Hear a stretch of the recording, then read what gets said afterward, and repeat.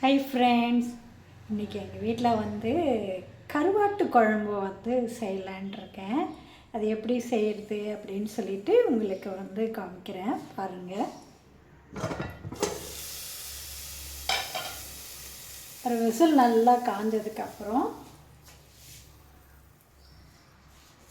நான் எடுத்து வச்சுருக்கேன் நல்லெண்ணெய்.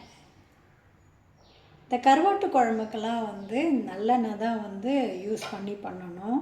ஏன்னு கேட்டிங்கன்னா இது சூடு இல்லைங்களா, அதனால் இது பேலன்ஸ் பண்ணி கொடுக்கறதுக்காக வேண்டி நம்ம நல்லெண்ணெய் யூஸ் பண்ணி செஞ்சிங்கன்னா பேலன்ஸ் பண்ணி கொடுக்கும் நம்ம பாடிக்கு.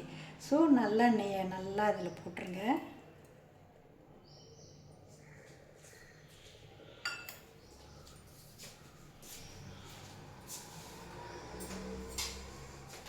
அந்த நல்லெண்ணெய் நல்லா காஞ்சதுக்கப்புறம் நான் இங்கே எடுத்து வச்சுருக்கேன் 2 துண்டு கருவாடு.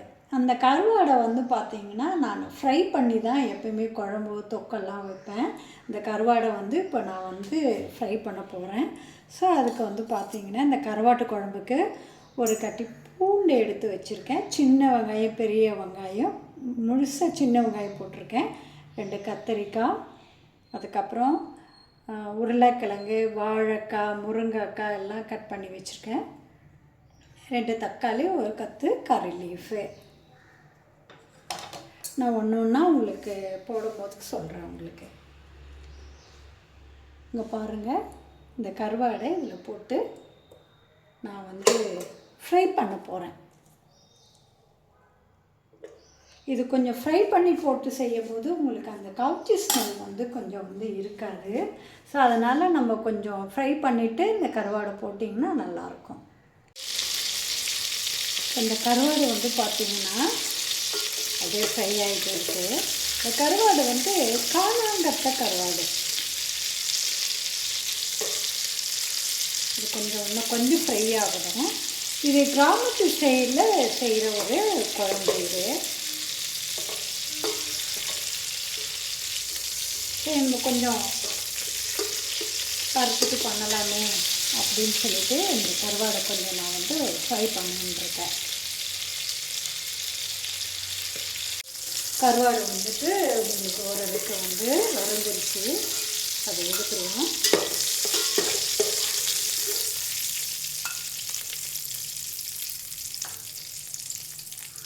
எடுத்துட்டு இதில் 1 by 1 என்னென்ன போடணும் அப்படின்னு சொல்லிட்டு உங்களுக்கு சொல்கிறேன்.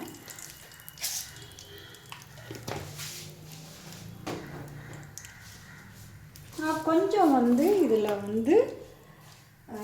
வெந்தயம் கொஞ்சம் ஆட் பண்ணிக்கிறேன். கொஞ்சமாக வெந்தயம்,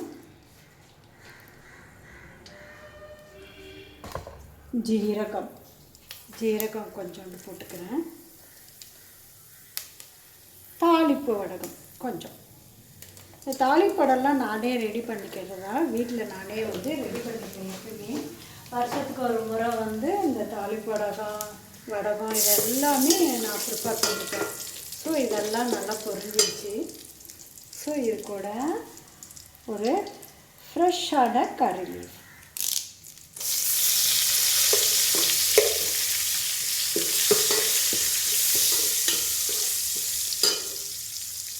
கறி லீஃப் போட்ட உடனே இங்கே எடுத்து வச்சுருக்க சின்ன வெங்காயம், பெரிய வெங்காயம், கொஞ்சோண்டு பெரிய வெங்காயம், ஒரு 1/4 சைஸ் பெரிய வெங்காயம்.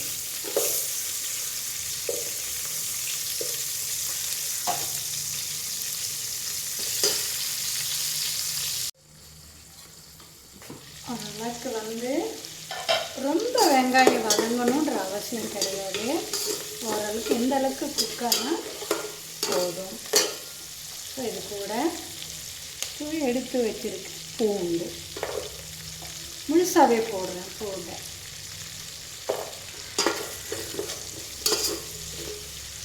பூண்டு கூடவே கொஞ்சம் சின்ன வெங்காயத்தையும் ஒரு சின்ன தக்காளியும் பல்ஸ் நூடில் அரைச்சி வச்சுருக்கேன். ஸோ அதையும் இதில் போடுறேன்.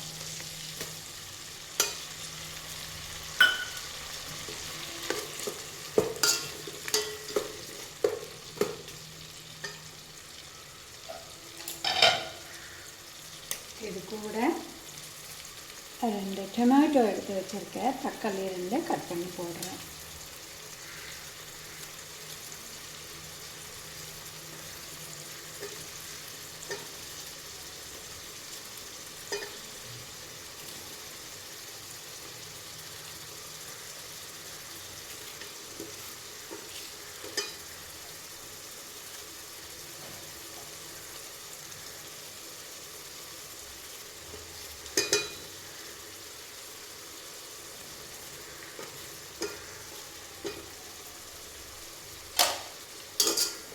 தக்காளி, அரைச்சி வச்ச வெங்காயம், தக்காளி பேஸ்ட்டு இதெல்லாம் நல்லா குக் ஆகணும்.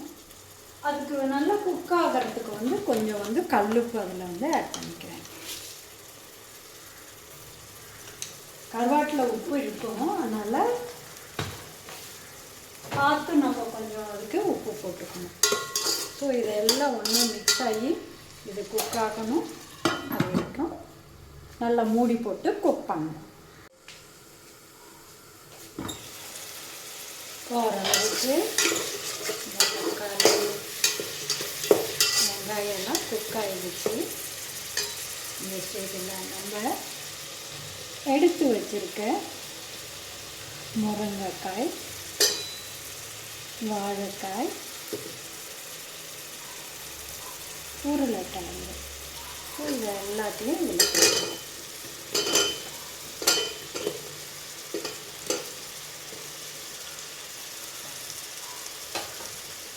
போட்டு நல்லா இந்த காயெல்லாம் நல்லா இந்த தக்காளி வெங்காயத்தோட நல்லா பிளெண்ட் ஆகணும்.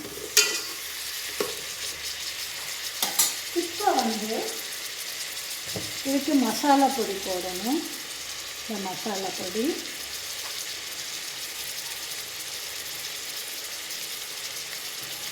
ஒரு 3/4 ஸ்பூன் வந்து தனி மிளகாத்தூள்,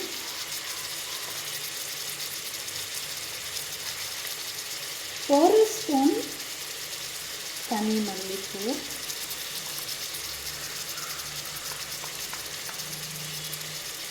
1/4 ஸ்பூன் மஞ்சள் பொடி,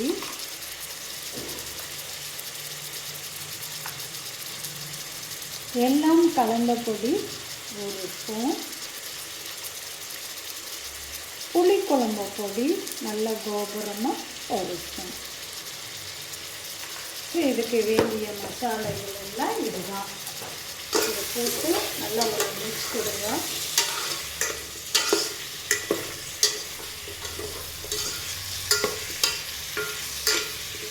இது கொஞ்சம் அப்படியே குக் ஆகட்டும்.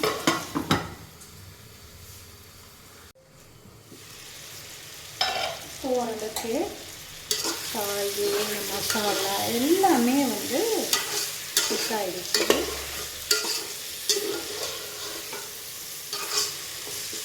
இந்த ஸ்டேஜில் நான் வந்து எடுத்து வச்சுட்டு வாட்டரை வந்து ஆட் பண்ணுறேன். புளி தண்ணி இப்போ போட மாட்டேன். ஒரு கொதி வந்ததுக்கு அப்புறம்தான் நான் வந்து புளி தண்ணி வந்து இதில் போடுவேன். காய் கொஞ்சம் வேகணும்.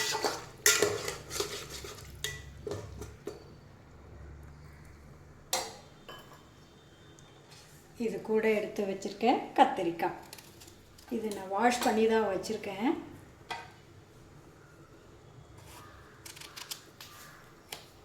ஸோ கத்திரிக்காவை இது கூட ஆட் பண்ணுறேன். நல்லா கொஞ்சம் பெரிய பீஸாக போடுங்க, கரைஞ்சிரும் கத்திரிக்காய்.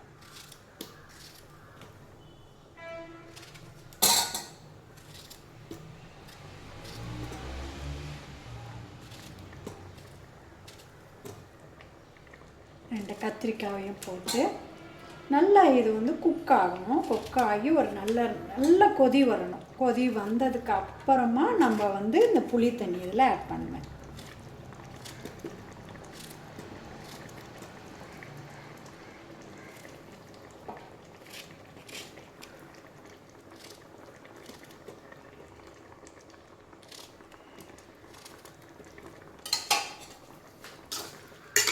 இந்த காயெல்லாம் நல்லா வேகணும்.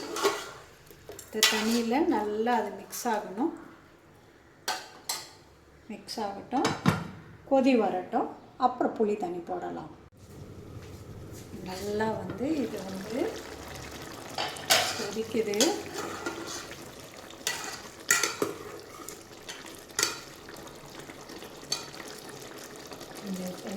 நான் வந்து இந்த வறுத்து வச்ச கருவாடு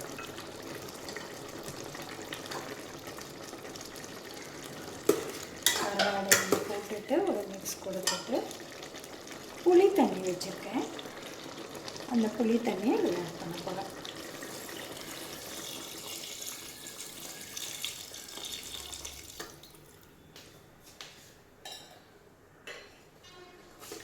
நல்லா ஒரு மிக்ஸ் கொடுங்க. இப்போ காரம் உப்பு எல்லாம் இருக்கான்னு வந்து செக் பண்ணிக்கோங்க. இல்லை பத்தலைன்ற ஸ்டேஜில் நம்ம கொஞ்சம் காரம் உப்புலாம் ஆட் பண்ணிக்கலாம். காரம் கொஞ்சம் பத்தாமல் இருக்குது, அதனால் நான் வந்து ஒரு அரை ஸ்பூன் மிளகாப்பொடி, அரை ஸ்பூன் தனியா பொடி,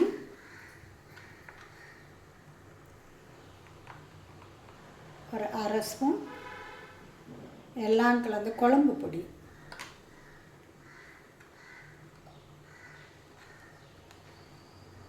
கொஞ்சோண்டு சாம்பார் பொடி,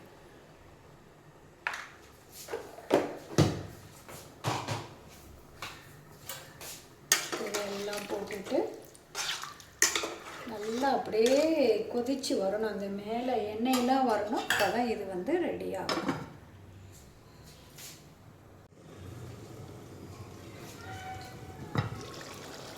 பாருங்கள், அப்படியே சும்மா தலை அப்படியே வீடு ஃபுல்லாக இந்த கருவாட்டு குழம்பு ஸ்மெல்லு அப்படி அடிக்குது. சூப்பராக ரெடி ஆகிடுச்சு. கூட நான் ஒரு பொடி வந்து ரெடி பண்ணி வச்சுப்பேன். அந்த பொடியை வந்து லாஸ்ட்டாக ஒரு ஸ்பூன் போட்டு இறக்கிடுவேன். மல்லி, அதுக்கப்புறம் வந்து கருவேப்பிலை, ஜீரகம், வெந்தயம், கடுகு இதெல்லாம் போட்டு வறுத்து ட்ரை ரோஸ்ட் பண்ணி வச்சுருக்க பொடியை ஒரு ஸ்பூன் வந்து இந்த லாஸ்ட்டாக போடுவேன். போட்டுட்டு கறி லீஃபையும் கொஞ்சம் லாஸ்ட்டாக கொஞ்சம் போடணும்.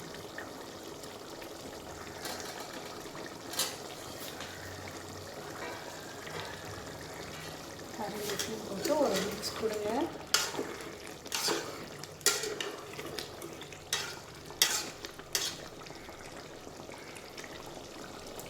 ரெடி ஆகிடுச்சு.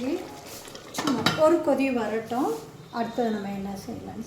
இப்போ கொட்டை மலைக்கு சூடாக சாதம் செஞ்சு இந்தமாரி இந்த கருவாட்டு குழம்புலாம் நம்ம வச்சு சாப்பிடும் போது சும்மா அப்படி இருக்குது. இது கூட நான் சூடான ரைஸ் கூட ஒரு அப்பளம் வந்து வச்சுக்கிட்டேன், வறுத்து வச்சுருக்கேன். அப்புறம் குடல் வத்தல் கொஞ்சம் வச்சுருக்கேன், அதையும் வச்சு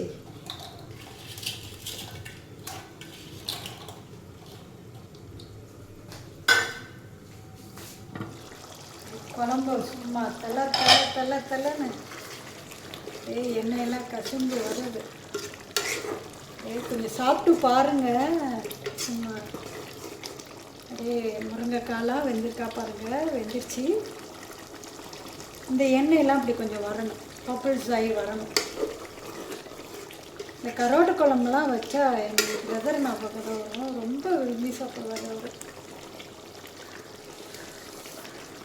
இப்போ இந்த கருவாட்டு குழம்பு எல்லாம் கரெக்டாக இருக்கான்னு சொல்லி அப்படி கையில் கொஞ்சம் போட்டு அப்படியே டேஸ்ட் பாருங்கள்.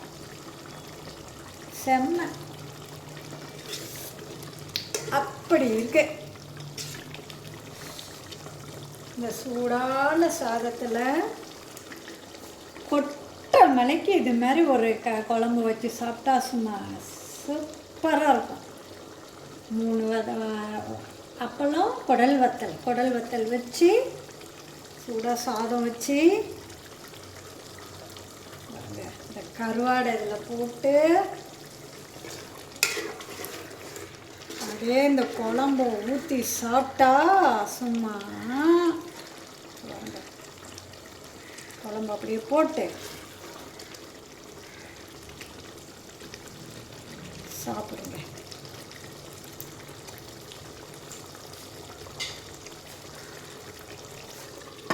சுட சுட ஆவி பறக்க எங்கள் வீட்டு கிராமத்து ஸ்டைல் கருவாட்டு குழம்பு ரெடி பண்ணியிருக்கேன். நீங்களும் அதை செஞ்சு பார்த்துட்டு எப்படி இருக்குன்னு சொல்லிட்டு எனக்கு கமெண்ட்ஸில் சொல்லுங்கள்.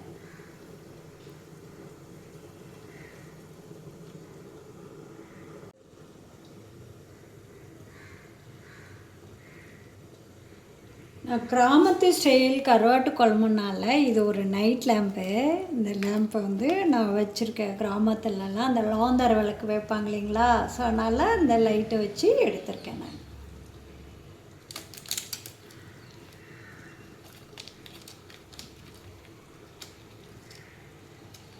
கரண்ட்டு நின்றுடுச்சுன்னு இந்த லைட் தான் நான் யூஸ் பண்ணுவேன்.